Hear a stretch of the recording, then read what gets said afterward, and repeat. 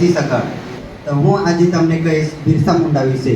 તો બિરસા મુંડાનો જન્મ થયો હતો 15 નવેમ્બર 1875ના રોજ। જે બિરસા મુંડા જનજાતિના કહેવાતા હતા, જે પરંપરા જંગલ જમીનની પરંપરા માટે જીવતા હતા।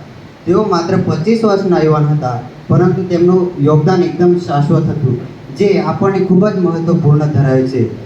બિરસા મુંડાએ બ્રિટિશો અને જમીનદારોના શોષણ સામે અવાજ ઉચક્યો અને આદિવાસી સમાજોને હક અને તેમના હિત માટે લડવાનું શીખવાડ્યું, અને તેઓનું આંદોલન ઉલ ગુલાન તરીકે ઓળખવામાં આવે છે, જેનો અર્થ થાય છે વિપ્લવ અથવા મોટું બળવાખોરી।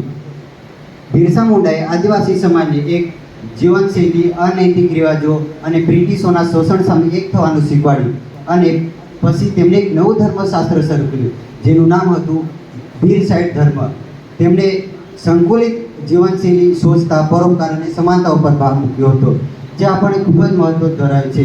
બિરસાની જીવનશૈલી પરથી આપણને શીખવા મળે છે કે ઉંમર નહીં, પણ આપણી સોચ, ઉંમર અને તાકાત પરથી આપણે મળવું જોઈએ, જે આપણને ખૂબ જ ઉપકારરૂપ બને છે। અને બિરસાની વિચારની પ્રેરણા સ્ત્રોત પરથી આપણને શીખવા મળે છે કે આપણે કોઈ એક અન્યાય અને અનિડરતા ઉપર ભાર મૂકવો જોઈએ। તો ચાલો આપણે પણ બિરસા મુંડાની જેમ નિડરતા, ન્યાય, સ્વચ્છતા, સંસ્કૃતિ ઉપર ગૌરવ ધરાવીશું। અસ્તુ।